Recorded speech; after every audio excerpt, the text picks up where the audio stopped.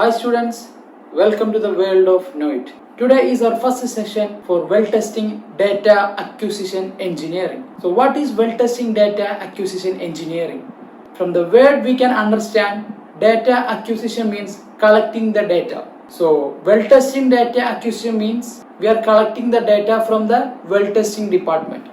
For detailed class about well testing, we have the separate course like advanced well testing. So if you already covered that, you will get more understand on this. So in this, we will discuss about how we are connecting the sensor for our data acquisition, like pressure sensor, temperature sensor, flow meter sensor, differential pressure sensor.